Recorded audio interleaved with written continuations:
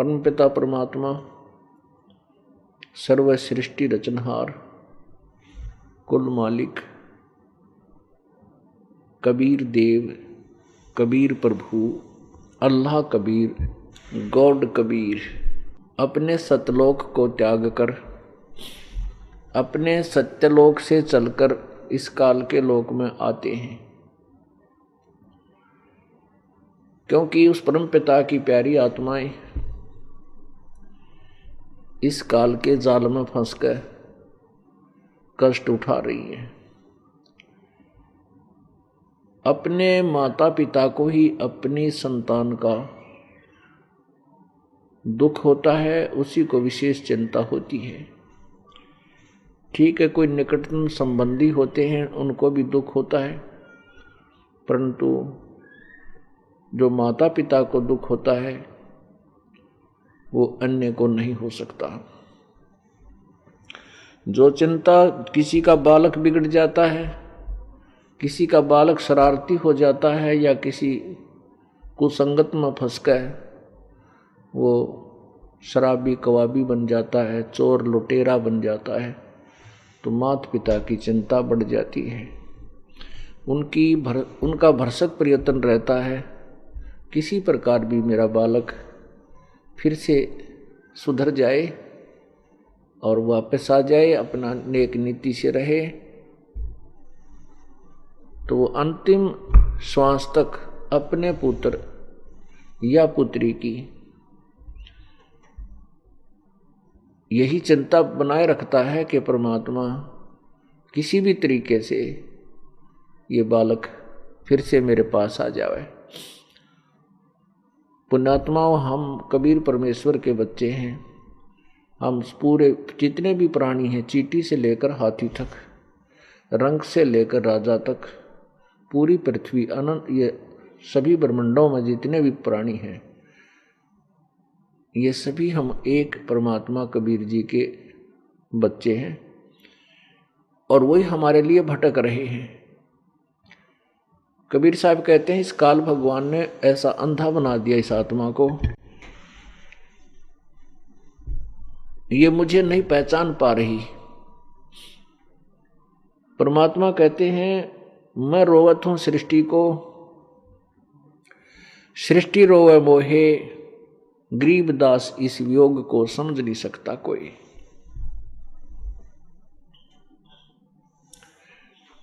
परमात्मा कहते हैं कि गोता मारूं स्वर्ग में और जा बैठूं पाताल, कह कबीर मैं ढूंढता फिरूं अपने हीरे मोती लाल। प्यारी आत्माओं, परमेश्वर कबीर जी हमसे भी दुखी हैं। क्यों दुखी हैं?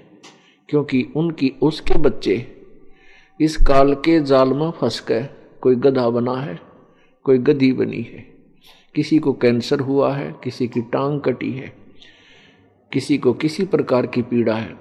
एक पल भी ये जीव सुख से सांस नहीं ले रहा। और परमात्मा कहते हैं,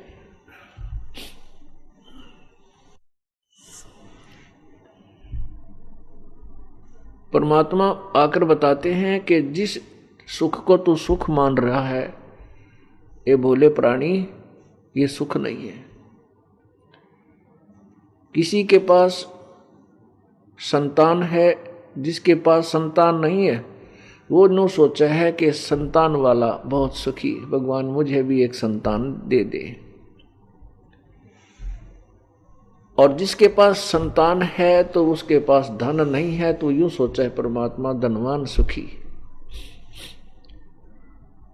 मेरे पास कुछ संपत्ति हो जाए तो मेरा भी ठीक काम चल जाए, मैं सुखी हो जाऊं।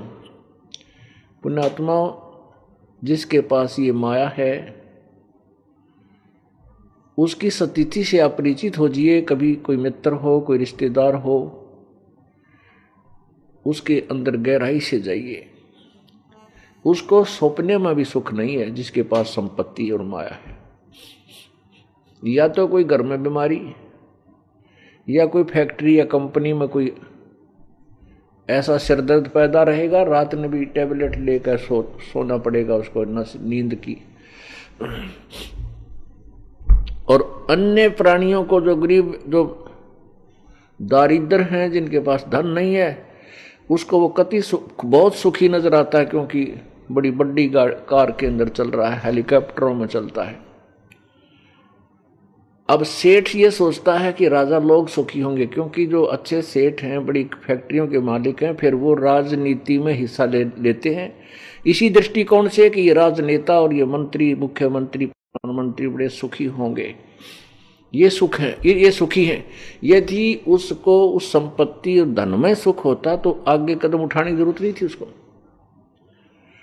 और मंत्री और मुख्यमंत्री, प्रधानमंत्री, ये महादुखी होते हैं, इनको सुख नाम की चीज नहीं है। परमात्मा यही बताना चाहते हैं। अब जैसे एक परिवार का छोटा सा मुखिया, छोटे से परिवार का मुखिया यानी पिता, 5-7 या जितने भी 4 सदस्य घर के होते हैं, उन्हीं की व्यवस्था करने में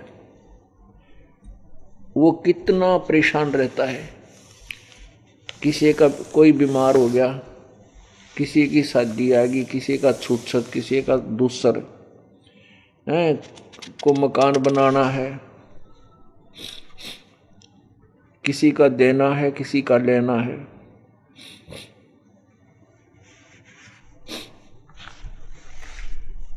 तो वो एक छोटे से परिवार का प्रधान, स्वामी, पिता, वो सुखी नहीं।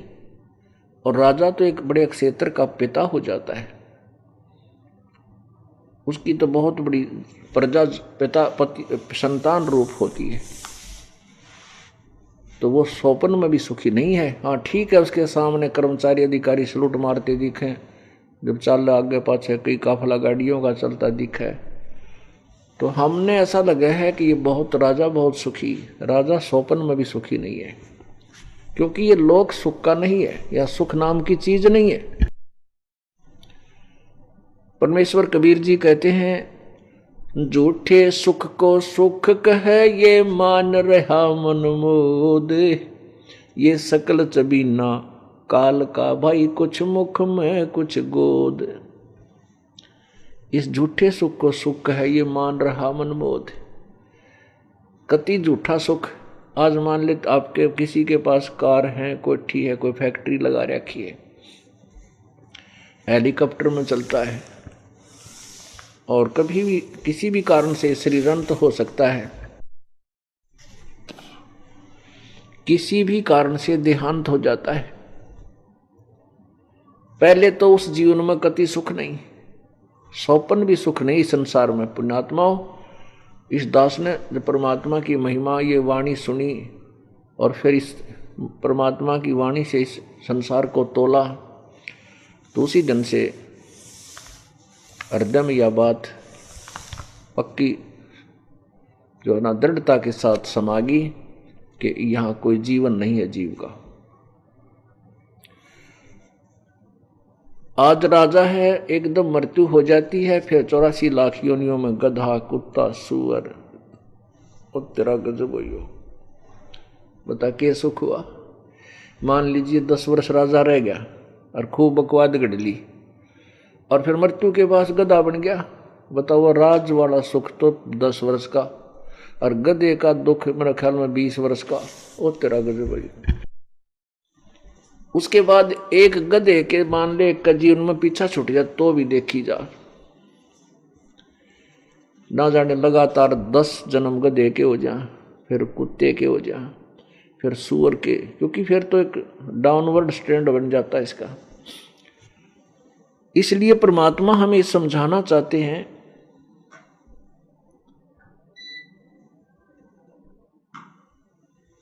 कि यहां कोई भी सुखी नहीं है। इस झूठे सुख को सुख है ये मान रहा मन मोद, ये सकल चबीना काल का कुछ मुख में कुछ गोद है। जैसे आप कल के सत्संग में सुना था आपने, परमात्मा कहते हैं कि ये काल जो है 1,00,000 मानव शरीरधारी प्राणियों को नित्य खाता है और 1,25,00,000 जीव मनुष्य उत्पन्न करता है।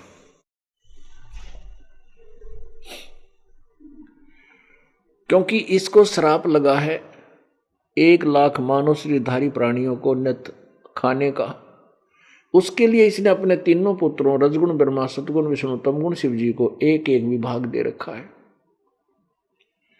ब्रह्मा जी शरीर जीवों के शरीर पर उत्पन्न करने की प्रेरणा करता है, अर्थात उसके अंदर रजोगुण है। उस रजोगुण से प्रभावित होकर के ये प्राणी संतान उत्पत्ति करता है। जीव के बस की बात नहीं है।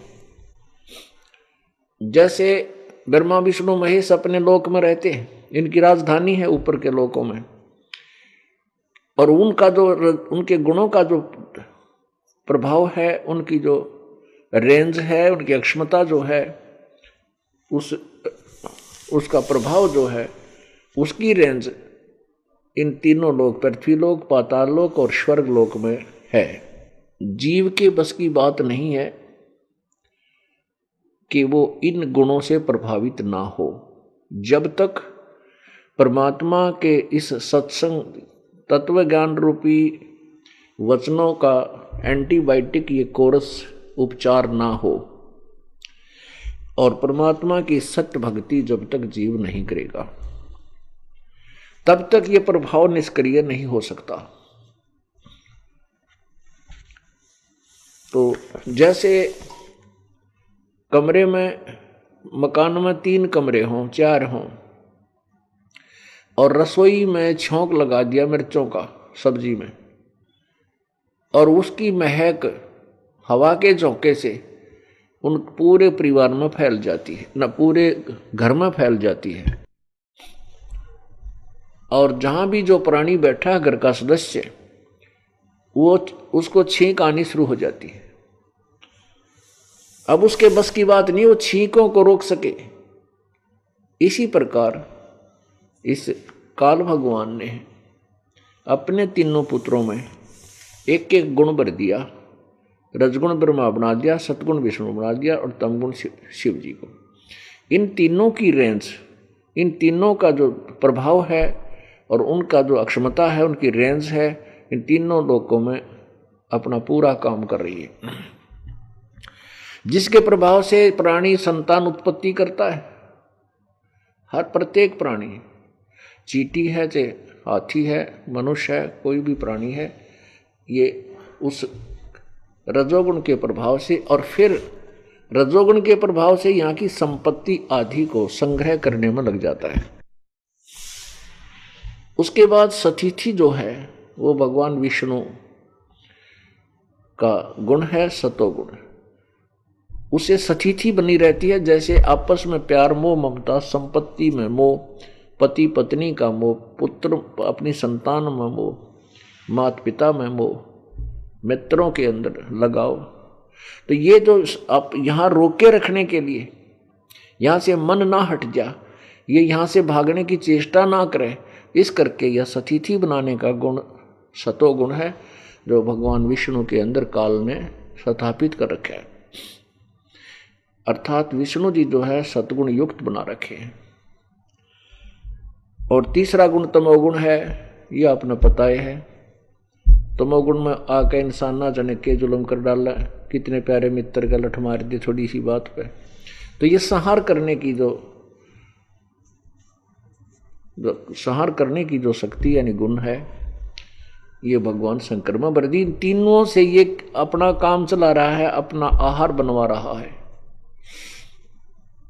इसलिए परमात्मा कहते हैं झूठे सुख को सुख है, ये मान रहा मनमोद, ये सकल चबीना काल का, भाई कुछ मुख में कुछ गोद।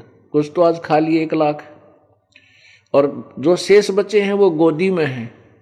गोदी का मीन है, उनको पाल पोस रहा है और फिर समय आने पर उनको खा लेगा। परमात्मा कहते हैं हमने केवल सुख यहाँ ऐसा मान रखा है, जैसे एक व्यक्ति के 3 पुत्र थे, उसके 2 मर गए। एक व्यक्ति के 3 पुत्र थे, उसका 1 पुत्र मर गया, उसकी एक की मृत्यु हो गई। एक व्यक्ति का एक ही पुत्र था, उस एक की ही मृत्यु हो गई। अब जिसके 3 पुत्र थे और 2 की मृत्यु हो गई, उसको किसी ने समझाया, जैसे किसी के यहाँ मृत्यु हो जाती है, बहुत से कुल के लोग, मित्र, रिलेटिव आकर के उसको सांत्वना देते हैं। तो वहाँ बातें चलती हैं, कहते हैं भाई ये तो आप देखो, आपके तो एक तो बच गया, 2 लड़के मर गए। उस अमुक व्यक्ति का एक ही बेटा था और 20-22 वर्ष का होकर के वो मर गया। भाई यहाँ तो एक से एक दुखी है। तो जिसके 2 बेटे मर गए थे, मृत्यु हो गई थी 2 बेटों की, एक शेष था, उसने अपने दुख को हल्का कर लिया कि चोखा है भगवान, मेरे तो एक तो बच गया, उस बेचारे का एक भी नहीं बचा। यानी उसको उसके दुख से तुलना कर नहीं, बेटा यानी अपना जो साथ पुत्र, बेटी है या बेटा, पति है या पत्नी, जिसके साथ हम रहते हैं, तो बहुत गणाव है, टक्कर मार कर रोना पड़ता है। तो वो सुख मान लिया उस दुख को ही। पुण्यात्माओं, परमात्मा हमें जो बताना चाहता है, परमात्मा जहां हमारी बुद्धि को उठा करके सेट करना चाहता है, वहां करें पार पड़ेगी।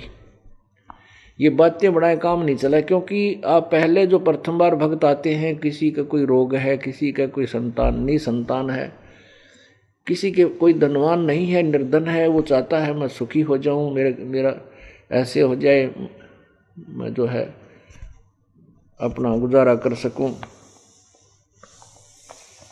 पुण्यात्माओं, परमात्मा सबसे पहले तो आपको जो आपके ऊपर आपत्ति है उसका निवारण करेगा।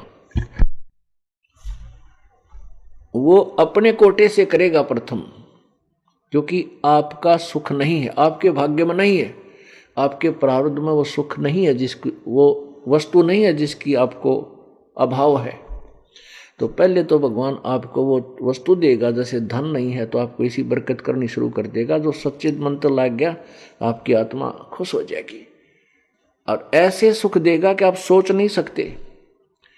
आप जो है ना गदगद हो जाओगे, ओहो ऐसा हो गया।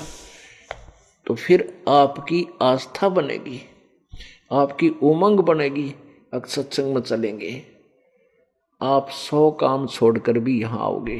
क्यों आओगे? क्योंकि आप वहाँ घर पर सारा दिन चीचड़ बने रहा करते, धंधा भी करते रहते हैं और लूट खसोट भी कर लेते, मन में खोट भी रखते थे, तो भी बरकत ना हुई।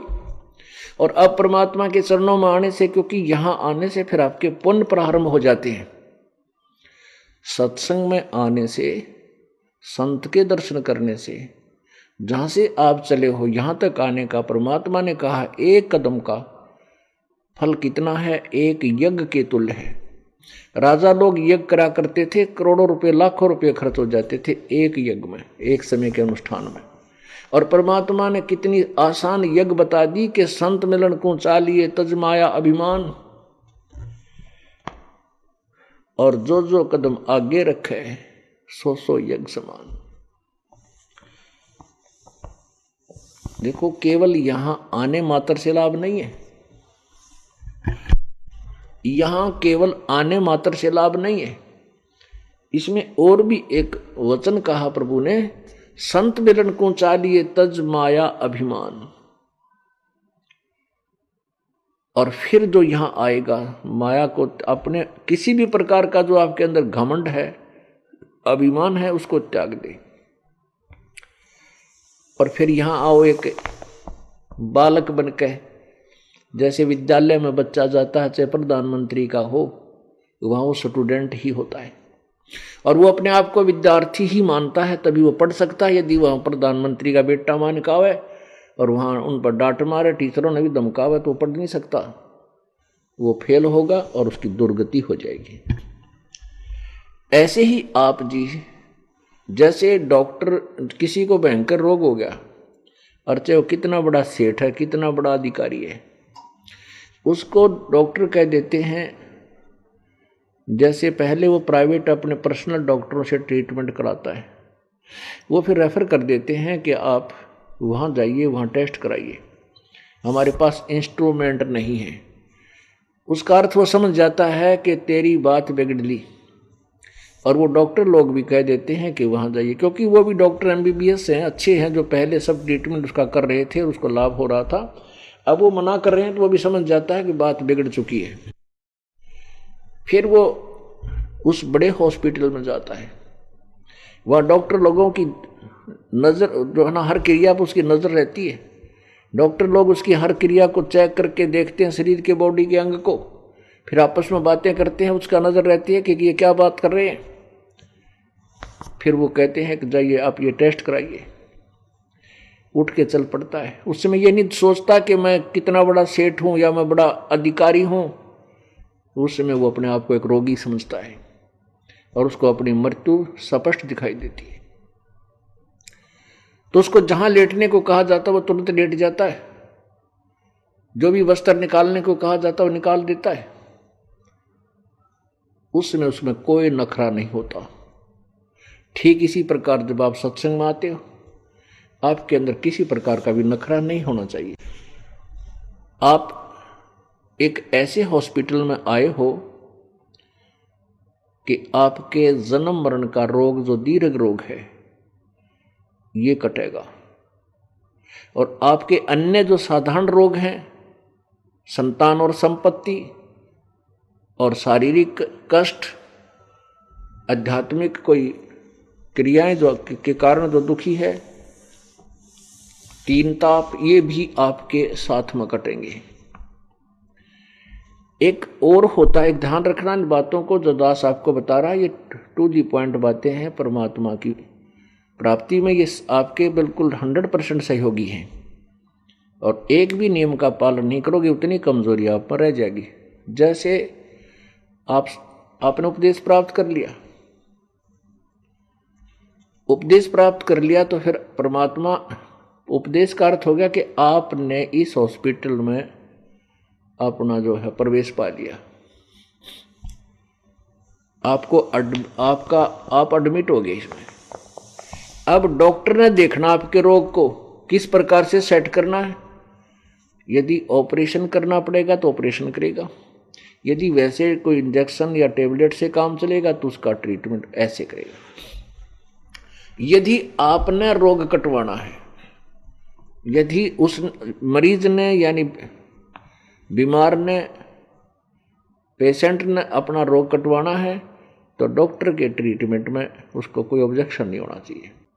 ऑपरेशन के लिए कह रहा है, ऑपरेशन के लिए कोई ऑब्जेक्शन नहीं होना चाहिए, क्योंकि वो उसका और विकल्प नहीं रहा, तब ऑपरेशन के लिए बोलता है। तो रोग कटवाना है तो फिर ऑपरेशन भी करवाना ही पड़ेगा। इसी प्रकार पुण्यात्मा व परमात्मा के इस हॉस्पिटल में आगे, अब जो भी परमात्मा जैसा भी ट्रीटमेंट आपको दे, आपको किसी प्रकार की भी कोई पीड़ा महसूस होती है, आपको नो ऑब्जेक्शन होना चाहिए। अब जैसे आप सत्संग में आए और आप आज ही उपदेश लिया, और रास्ते में आपकी किसी कारण से या घर जा कर के आप किसी कारण से दुर्घटनाग्रस्त हो गए और टांग टूट गई, आपको ये महसूस करना चाहिए कि जब परमात्मा का नाम ले लिया, ट्रीटमेंट शुरू हुआ। अब ट्रीटमेंट शुरू हुआ है, इसका मतलब ये नहीं है कि आप आज ही स्वस्थ हो जाओगे और आज ही सभी आपत्तियों से बच जाओगे। हाँ, इतना अवश्य होगा, क्योंकि ट्रीटमेंट शुरू हो गया, आपका उपचार शुरू हो चुका है, आपको और हानि नहीं होगी। और ऐसे टांग टूटी है तो समझो आपकी जान न जानी हो, वह टांग टूटन में बच गई। यानी क्योंकि आपका कोई ऐसा भयंकर कर्म था, जानलेवा हो, परमात्मा की शरण में आने से आपकी वो एक हल्की सी चोट में, छोटे से फ्रैक्चर में आपकी जान बच गई। डॉक्टर लोग ऐसा ही करते हैं। जैसे किसी की जान जानी हो, उसका जैसे कैंसर शुरू होगी पैर में, अंगूठे में, तो वो टांग काटेगा, चाहे घुटने मत काटनी पड़े, चाहे पिंडिया मत काटनी पड़े, और चाहे ऊपर जाकर जड़तें निकालनी पड़े, यदि वो जीवन चाहता है तो। ऐसे ही परमात्मा आपके, मान लीजिए आपने उपदेश ले लिया, और उपदेश लेते ही आप ये मत समझना कि हम भगत बन गए और हम सभी कुछ परमात्मा आज के बाद हमारा कांटा भी ना लगने दे, नहीं लगने देगा, कोशिश तो यही रहेगी प्रभु की। लेकिन हम उन सभी जो नियम हैं उन पर खरे नहीं उतर पाते। प्रारंभ में कोई न कोई मन में दोष खोट बना ही रहता है, अविश्वास भी रहता है। तो ऐसे इसके दौरान आपको कोई ऐसी घटना भी घट जाती है, वैसे तो नहीं घट सकती, गारंटीड बात है, लेकिन वो कोई अपनी त्रुटि, अपनी कोई कमजोरी या वीकनेस, किसी प्रकार का भी कोई फाउल पॉइंट हो जाने से हो जाता है, तो परमात्मा जो करता है उसको समझो कि डॉक्टर कभी भी अपने पेशेंट का बुरा नहीं सोच सकता। तो जो छोटी मोटी हानि है उसको सहन करना पड़ेगा। लाभ कितना होगा आप गिनती नहीं कर सकोगे।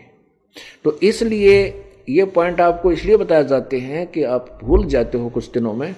आपको परमात्मा ने 4-5 कंटिन्यूस सुख दे दिए और लगातार 2 दुख भी आगे किसी प्रकार के हल्के फुल्के।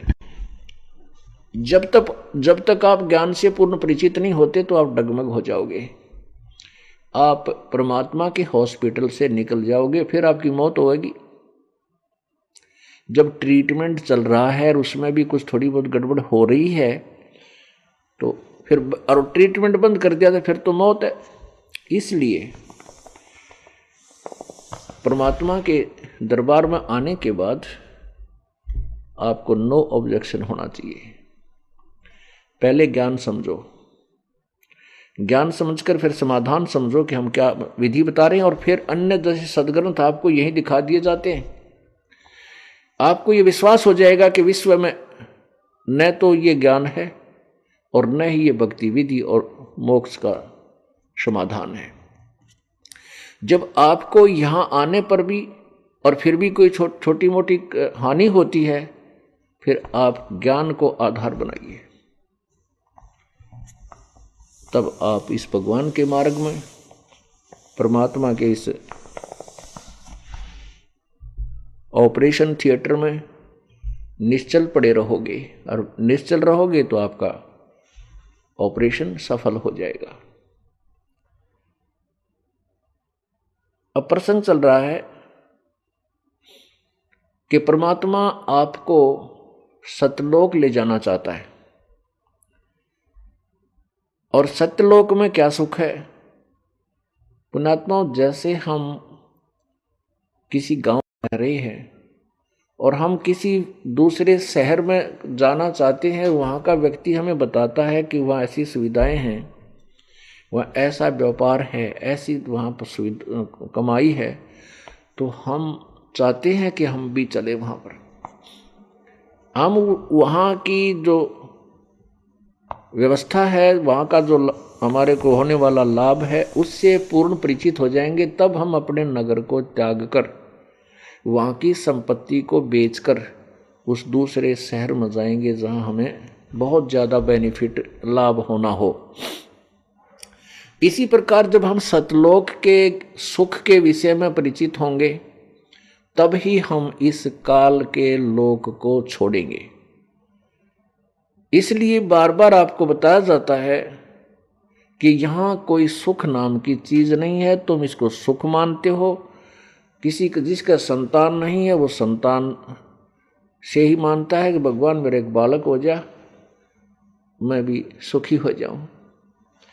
जिनका संतान है उनने पूछ ले वो कैसे सुखी हैं।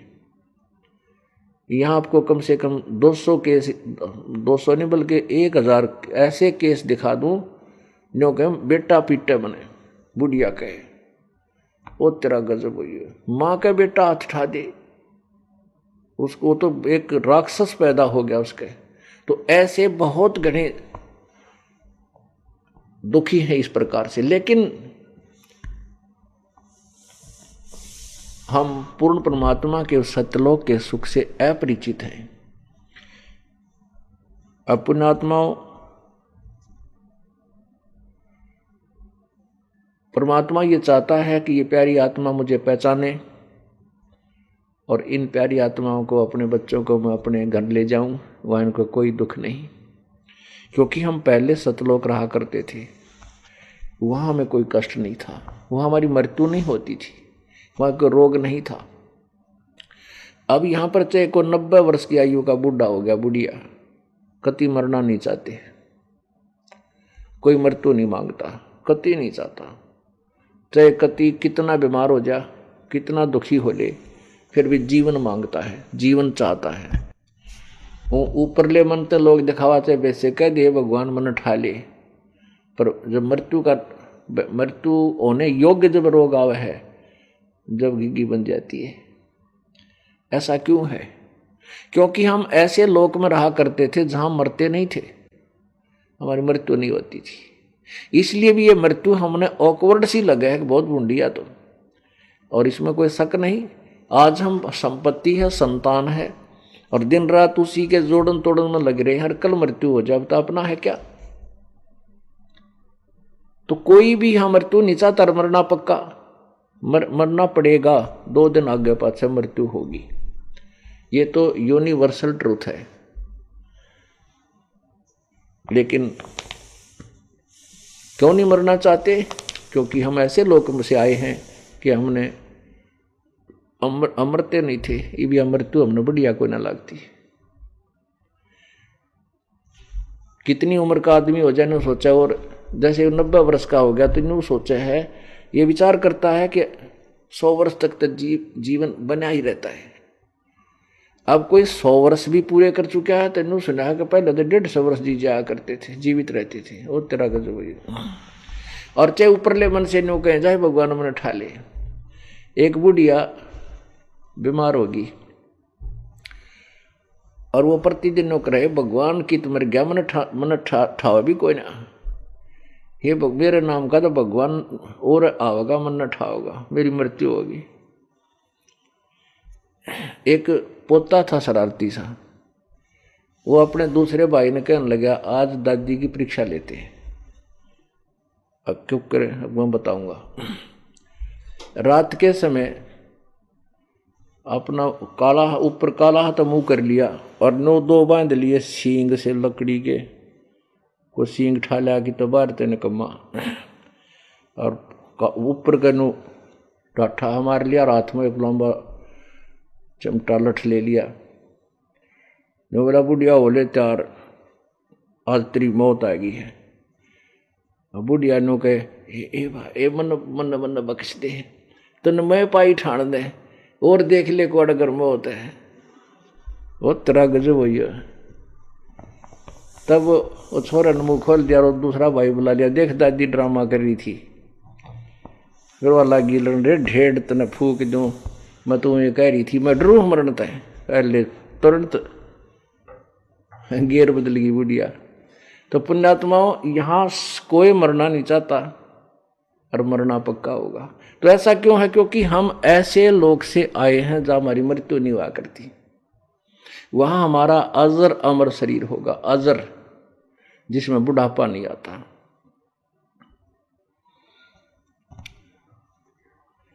और मृत्यु और बुढ़ापा दोनों दीर्घ रोग। परमात्मा क्या बताते हैं? भाई तन दर सुखिया कोई ना देखा, भाई तन दर सुखिया कोई ना देखा, जो देखा सो दुखिया हो। उदय अस्त की बात करते हैं, मन सबका किया विवेका हो, सबका किया विवेका हो। भाई घाटे बाधे सब जग दुखिया, के गृहस्थी बैरागी हो। घाटे बाधे सब जग दुखिया, क्या गृहस्थी बैरागी हो। सुखदेव ने दुख के डर से, गर्भ में माया त्यागी हो। गर्भ में माया त्यागी हो, तंदर सुखिया कोई न देखा। जो देखा सो दुखिया हो, उदय अस्त की बात करते हैं, मन सबका किया विवेक का हो, सबका किया विवेक का हो। जंगम दुखिया योगी दुखिया, तपस्वी को दुख दूना हो। जंगम दुखिया योगी दुखिया, तपस्वी को दुख दूना हो। आशा तृष्णा सबको व्यापे, कोई मैल ना सुना हो, कोई मैल ना सुना हो। तंदर सुखिया कोई न देखा, जो देखा सो दुखिया हो। उदय अस्त की बात करते हैं, मन सबका किया विवेक का हो, सबका किया विवेक का हो। भाई साच कहूं तो जग ना माने, झूठ कही ना जाई हो। साच कहूं तो जग ना माने, ये झूठ कही ना जाई हो। ब्रह्मा विष्णु ये शिव जी दुखिया, जिन ये राह चलाई हो, जिन ये राह चलाई हो। तंदर सुखिया कोई न देखा, जो देखा सो दुखिया हो। उदय अस्त की बात करते हैं, मन सबका किया विवेक का हो, सबका किया विवेक का हो। सुरपति दुखिया भूपति दुखिया, रंक दुखी बपरीति हो। सुरपति दुखिया भूपति दुखिया, रंक दुखी बपरीति हो। कहें कबीर और सब दुखिया, एक संत सुखी मन जीती हो, संत सुखी मन जीती हो। तंदर सुखिया कोई न देखा, जो देखा सो दुखिया हो। उदय अस्त की बात करते हैं, मन सबका किया विवेक का हो, सबका किया विवेक का हो। सुरपति दुखिया भूपति दुखिया, रंक दुखी बपरीति हो। सुरपति दुखिया भूपति दुखिया, रंक दुखी बपरीति हो। कहें कबीर और सब दुखिया, संत सुखी मन जीती हो, एक संत सुखी मन जीती हो। तंदर सुखिया कोई न देखा, जो देखा सो दुखिया हो। उदय अस्त की बात करते हैं, मन सबका किया विवेक का हो, सबका किया विवेक का हो। पुण्यात्माओं, परमात्मा कहते हैं तुम तो छोटे मोटे कोई एक मकान प्लाट न मांग कर सुखी मानते हो अपने आप को कि हम सुखी हो जाएंगे कि नहीं। उदय और अस्त के बीच जिसका शासन था, जहाँ सूर्य उदय होता है और जहाँ अस्त होता है, अर्थात पूरी पृथ्वी का शासक, वो भी दुखी। आप तो एक छोटे से कोई फैक्ट्री ला करके इस सब सुख मान रहे हो कि नहीं।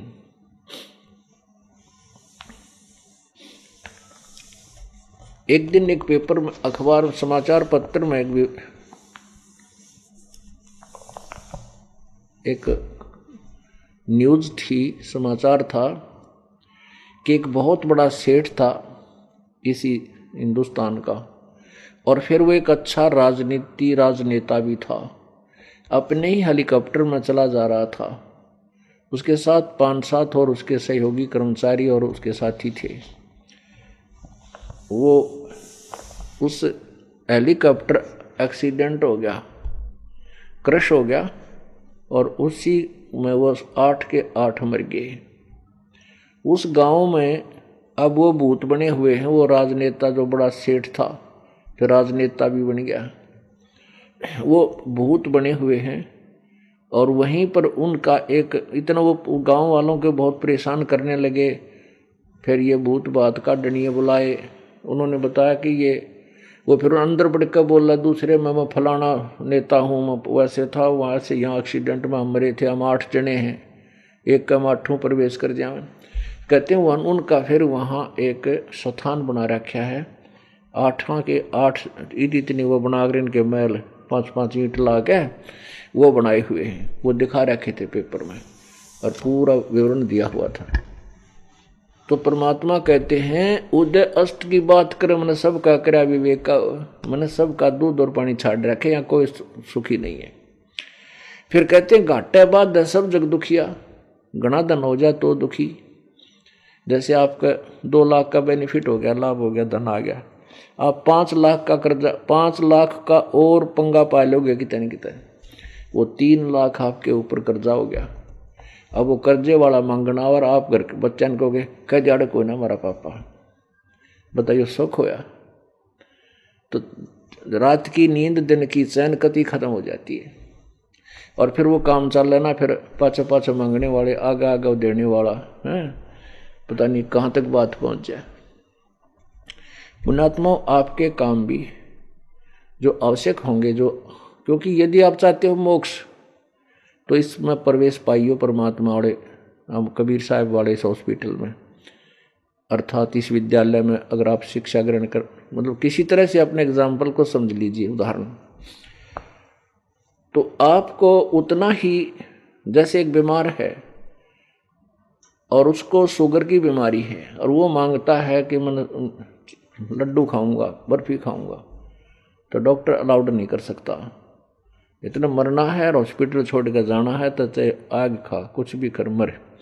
तो इसी प्रकार जो यदि आपने ये रोग कटवाना है जन्म और मरण का, तो आप तो कुछ भी मांग सकते हो क्योंकि मरीज हो, लेकिन आपको जो वो हानि कर सकेगी वो वस्तु मालिक नहीं देगा। आपने यदि मोक्ष प्राप्ति के लिए यहाँ आना है, पहले तो ज्ञान समझो, ज्ञान समझकर फिर इसमें प्रवेश पाओ। और फिर यदि आपकी जो आवश्यक वस्तु है, नहीं तो डॉक्टर के आपको खिला करा जी कोई ना, वो भी तीनों सोचे ताकतवर हो, ये भी खावे या अच्छी तरह खावे है, लेकिन जो आपको हानि होगी वो वस्तु डॉक्टर अलाउड नहीं करेगा। तो परमात्मा आपको वो वस्तु देगा जो आपके हित में होगी, अहित में होगी, आप कितनी डिमांड करिए मालिक नहीं देगा।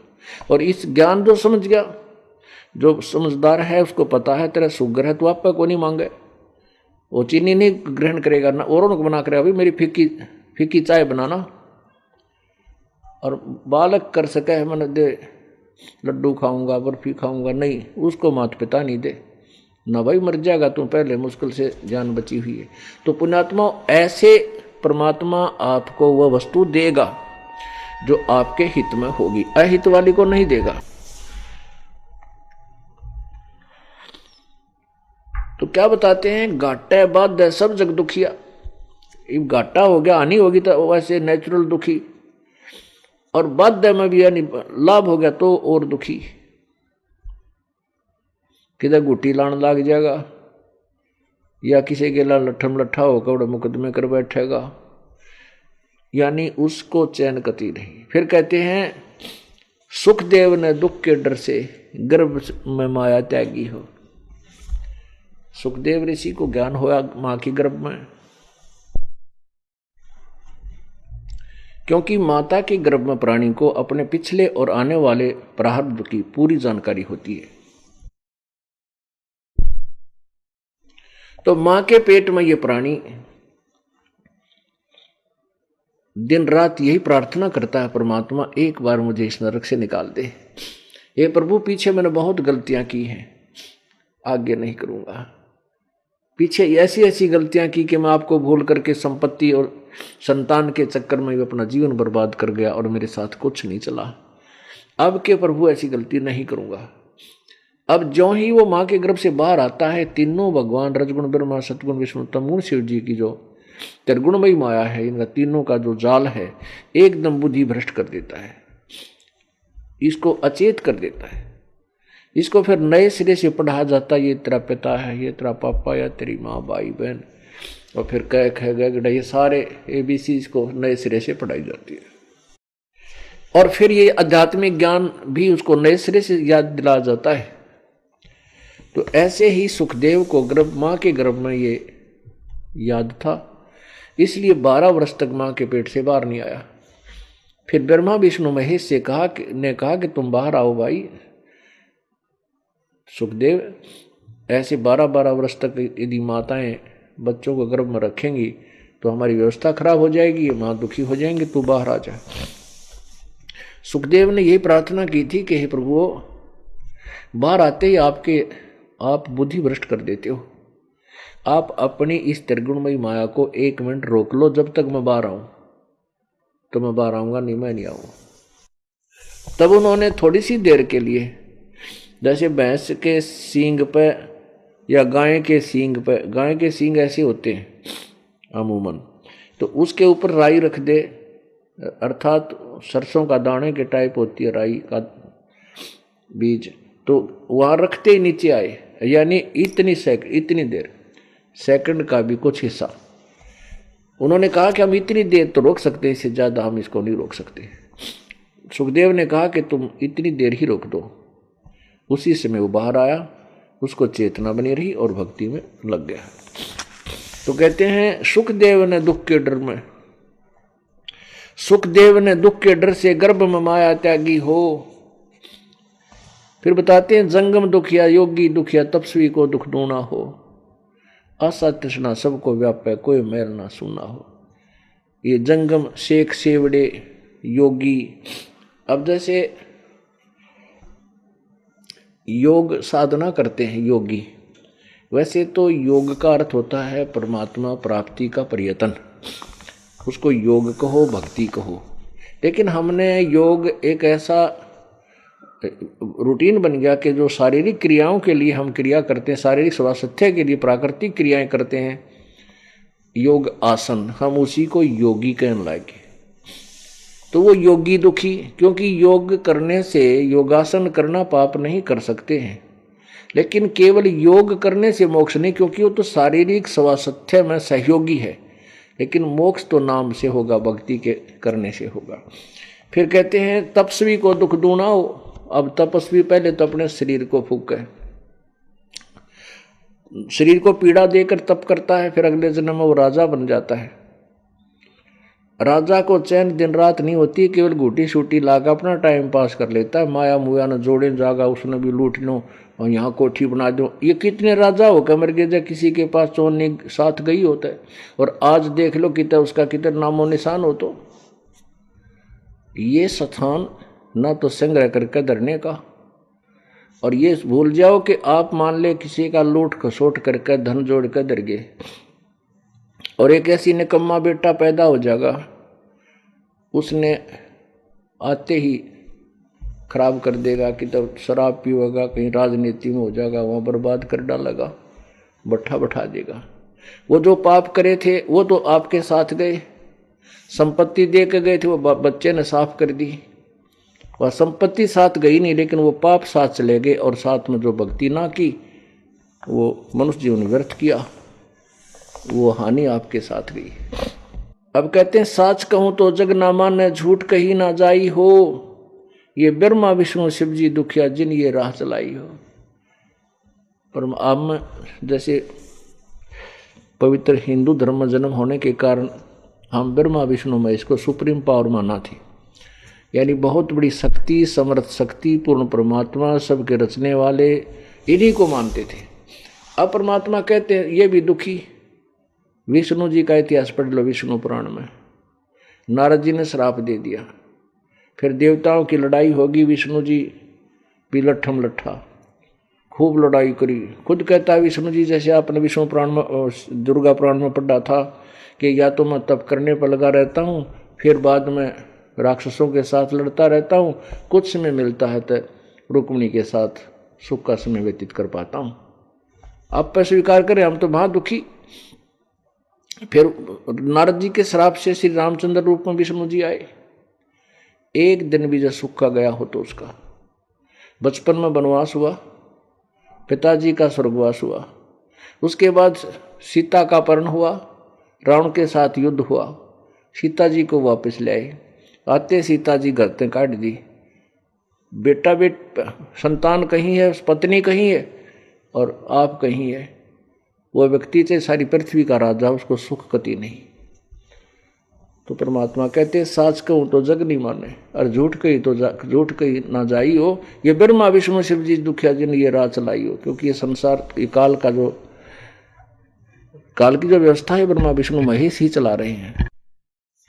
कैसे चला रहे हैं कि उत्पत्ति सतिथि और संहार ये काल के जुगाड़ को जोड़े बैठे हैं और इनका पिता काल है, वो इन 1 लाख मानव शरीरधारी प्राणियों को नित आहार करता है। पुण्यात्माओं, जैसा कल आपको बताया था,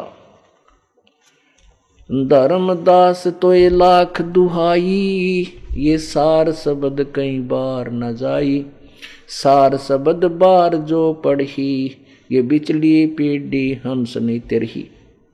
आप बिचली पीढ़ी के हंस हो। हंस किसे कहते हैं? वो पुण्यात्मा, जैसे हंस एक पक्षी होता है, वो पक्षी बुगले जैसा होता है, एक जैसा कलर, एक जैसी हाइट, सेम टू सेम। उनकी पहचान यही होती है, एक ही तालाब पर बुगला भी हो और वो क्या नाम है हंस भी हो, तो बुगला तो खाएगा मच्छी या कीड़े मकोड़े, घोगे व शंखले से, लेकिन हंस नहीं खाएगा। हंस तो वह मोती की तलाश करेगा, मोती खाएगा। हंस पक्षी में एक और गुण दिया प्रभु ने, आप 1 गिलास दूध और 1 गिलास पानी मिक्स करके किसी पात्र में हंस के सामने रख दो, हंस उसमें चोंच डालेगा और दूध को पी लेगा, पानी को वहीं छोड़ देगा, जल को छोड़ देगा, वहीं निकाल देता है। दूध और पानी को भिन्न भिन्न करना दूध पानी छानने का एक गुण है। ऐसे ही वो हंस, वो भक्त आत्मा जो परमात्मा के चरणों में आ गई और सत भक्ति कर रहे हैं, उनको हंस कहा है। आपने दूध और पानी छान लिया कि भाई परमात्मा की भक्ति करनी पड़ेगी और यहाँ सुख नाम की चीज नहीं।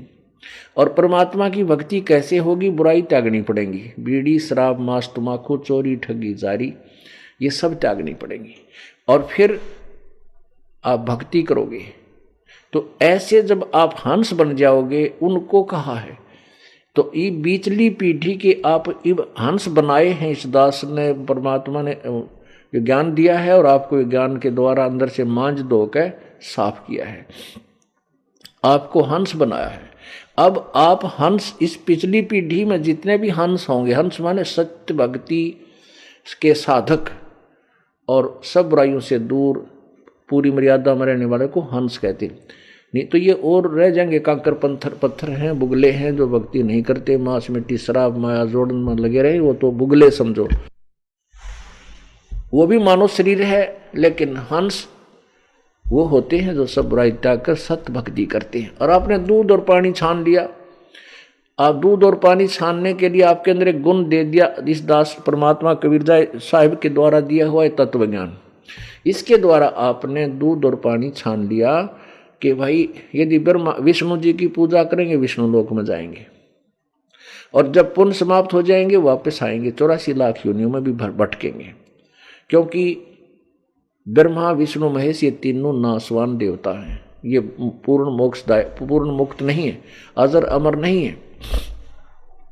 यदि हम ब्रह्म साधना करते हैं, जो इनका पिता ज्योति निरंजन काल है जिसको ब्रह्म बोलते हैं, वो भी, उसकी भी मृत्यु होती है। गीता जी अध्याय नंबर 15 के श्लोक नंबर 16 में स्पष्ट किया है, क्षर पुरुष ये ब्रह्म है, अक्षर पुरुष ये परब्रह्म है, और इनके लोकों में जितने प्राणी हैं वो भी नासवान है और ये भी नासवान है। इसलिए 15वें अध्याय के गीता जी के श्लोक नंबर 17 में कहा कि उत्तम पुरुषत्व अन्य परमात्मा इति उदाहरते, यह लोक तरम अविश्य विभर्ति अव्यय ईश्वर है, जो तीनों लोकों में प्रवेश करके सबका धारण पोषण करता है, वो वास्तव में अविनाशी परमात्मा है और वो तो कोई और है, वो ऊपर वाले दोनों से अन्य है। यदि हम ब्रह्म साधना करते हैं, वेदों में उसका ओम मंत्र है, तो ओम मंत्र का जाप भी इनकम्प्लीट है, क्योंकि ओ गीता जी अध्याय नंबर 17 के श्लोक नंबर 23 में ओम तत्सत इति निर्देश ब्रह्मण त्रिविध समर्थ है। ब्रह्मण माने सच्चिदानंद घन ब्रह्म अर्थात पूर्ण परमात्मा के स्मरण का, भक्ति करने का ओम तत्सत, ये एक मंत्र है। यही इसी का निर्देश है। और इसको सुमरण करने की 3 प्रकार की विधि है जो ये दास बताएगा। तत्सत ये सांकेतिक शब्द हैं। ओम तत्सत ये कोई मंत्र नहीं है, ओम तो ब्रह्म का है, तत् और सत्य सांकेतिक है जो दास बताएगा। तो ये तीनों मंत्र मिल जाएंगे और मर्यादा में रहोगे, तीनों मंत्र मिल गए, नाम टूट गया, खंड, आप नहीं जा सकते 7 जन्म भी। तो इस प्रकार मर्यादा में रहना आखिरी सांस तक, और तीसरा नाम भी मिल गया, ये मत समझना तुम पार होगे, नहीं। उसके बाद अधिक रुचि हो, अत्यधिक आप यहाँ परमात्मा के चरणों में आए, भक्ति करें, मर्यादा को ना अपने ज्ञान से नाम को खंड ना होने दें,